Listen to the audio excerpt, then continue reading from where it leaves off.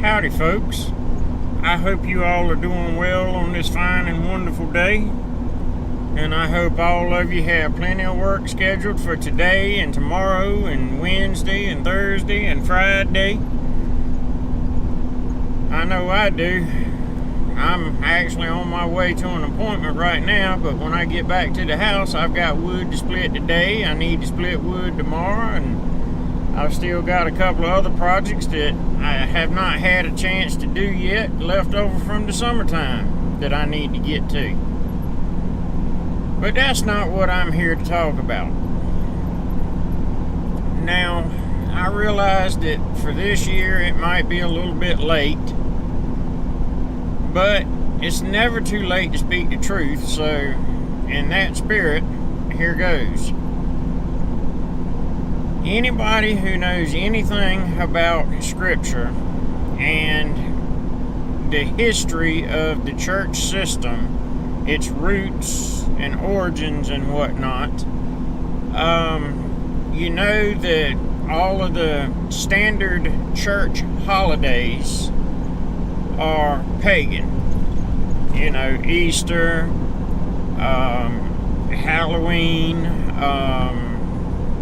Thanksgiving, and I know there's a lot of strife over whether or not Thanksgiving is pagan, even among Torah observers, but I promise it's pagan. You know, it's provable 10 ways from Sunday. But being as today is December the 23rd or 24th. Been so long since I've mastered any of that stuff, I don't even. It's the 24th. So that makes tomorrow the 25th, and I'm sure that we all know what the 25th is all about. All that hoopla and devil worship. But typically, when you bring the truth of these matters up to those who are desirous to celebrate them, you hear all kinds of excuses or reasons or justifications and stuff like that. Well, there's a particular scripture, and I don't remember where it is right this minute. I will post it up here in the video, and I'll also be sure to address it in the comments. But that scripture says, who can bring a clean thing out of an unclean? Not one. So that means that you can't take something that's unclean or something that's evil and make it clean or good. You know, good is in the opposite of evil. Now, as far as that goes, there are a lot of people that say, well, yes, those holidays were rooted in paganism, but that's not what they mean to me, and that's not what they mean anymore. God has given us the power to take those evil things and turn them into good. Well, guess what? That's a lie. Because Scripture says you can't take something unclean and make it clean. It's pretty cut and dry, plain and simple, not hard to understand.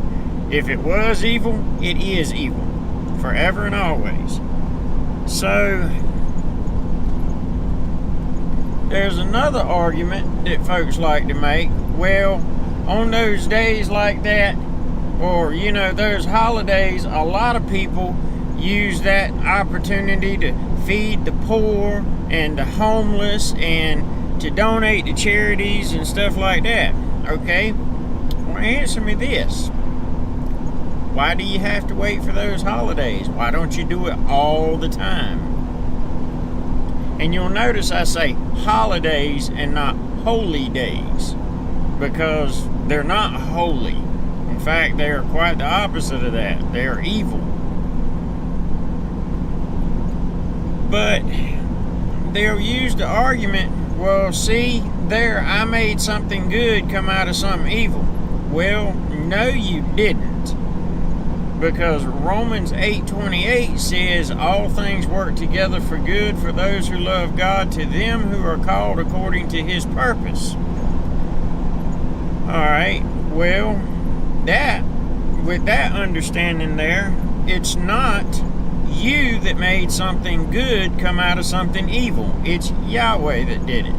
Because all good things come from Yahweh. All evil things come from Lucifer. It's up to us to decide if we're going to serve Yahweh according to His will and avoid the paganism and the devil worship. Because that's all paganism is devil worship. So, it's Yahweh that makes something good come out of it, not us.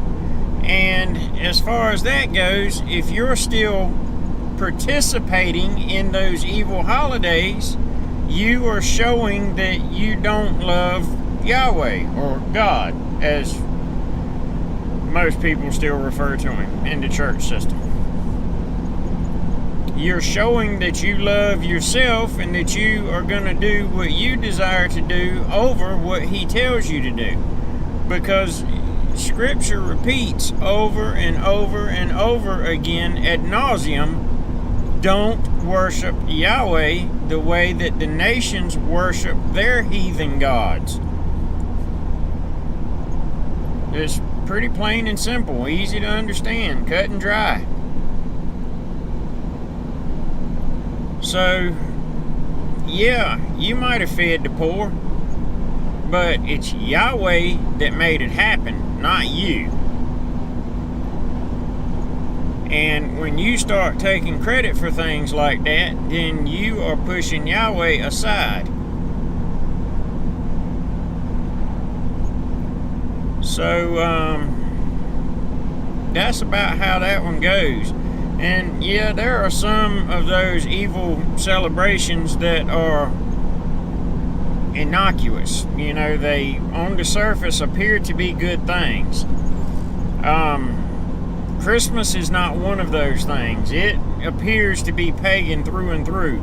You know, from the fact that you bring a tree in, and not to say that you're kneeling down to it to worship the tree necessarily, but for all intents and purposes, you are kneeling and bowing to the tree when you place the gifts under it, and then when you take the gifts out from underneath the tree.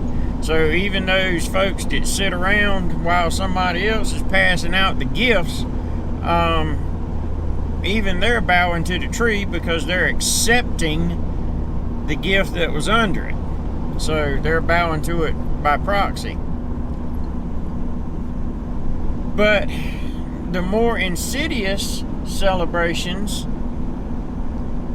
that are harder to see and detect and whatnot are things like Thanksgiving, because everybody seems to think that, well, that's because the Indians and the Pilgrims got together and they lived through a bunch of hardship all together, and so the Pilgrims almost died, but the ones that made it to the next springtime, they were very, very thankful, so they had a get-together and all of that stuff. Okay, well, I cannot remember the lady's name who hassled Lincoln so bad about it until he finally gave in, and I'll put her Sarah something, I don't remember, Sarah Hale, that's her name. I'll, just to be sure, I'll put that up here in the video also. But, there's a lot of paganism that surrounds Thanksgiving. And, so you need to search that out also, because at the very least, it's a harvest festival. You know, another question is if it's to be thankful for when the Pilgrims made it through the harsh winter and into the spring, why is it held in fall? You know, it's held in November during the onset of the cold weather. Well, it's held then because that's typically once you're all settled and whatnot after the growing and harvest season to, you know, you're settled in and you've taken count of all that you've acquired or, you know, gained through the harvest, if that makes sense. And there you go, a harvest festival. You know, it's just like if you'll think about what they do in the Bible, and I'm not accusing them of doing a harvest festival, but especially in the book of Ruth, when Ruth goes to Boaz, after they've done their harvesting and whatnot, then they threw a party, and that was a party of thankfulness and whatnot, and everybody came together to celebrate.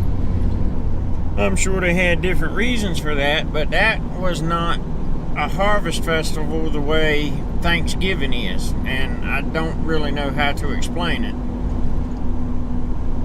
But it's insidious because it appears to be one of those things that, well, it's just a time to be thankful for all that we've gained through the year, and that we've made it through the harsh winter and stuff like that.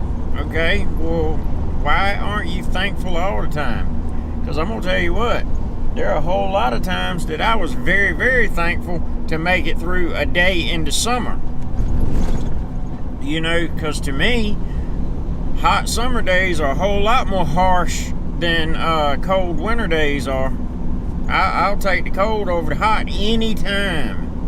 And I know that we have to have the spring and the summer and the fall for growing crops, and that's when the animals breed and reproduce and whatnot. So I understand all that. I'm just talking about from a purely being able to deal with the outside temperatures and whatnot. Hot overcomes me a whole lot quicker than cold ever has.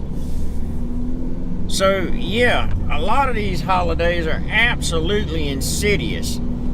And even Christmas has gotten to a point where it's more insidious than it used to be, because people used to know that Christmas was all about celebrating pagan holidays, paganism, and worshiping Nimrod, and your red ornaments were or are reminiscent of blood.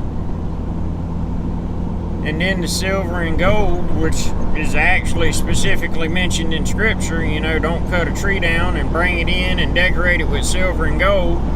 And it doesn't matter if it was carved into a totem pole or not. There's actually an image, and I'll put that up here in the video. But if you'll look at this image here, what do you see standing there? A palm tree. And what does that palm tree look like? It looks like a phallus in the midst of the end goal. Yeah, there you go. Maybe a softer way to say it. So that's what they were originally intended to represent. It's all about representing new life and rebirth and whatnot, and it was all based around Nimrod's death and how Semiramis got pregnant with Tammuz, allegedly by Nimrod after he died. And Semiramis is Nimrod's mother and concubine, I think. And Tammuz is allegedly Nimrod reborn. So that's what all these things are about. And the wreath is representative of Semiramis's baby exit. Sorry, I'm not trying to be crude. I'm trying to speak in code a little bit here. And typically the red bow tied around the wreath, well, what happens at that location, where the babies are made? And that is what the wreath is all about. So people used to know that, but it's been forgotten over time.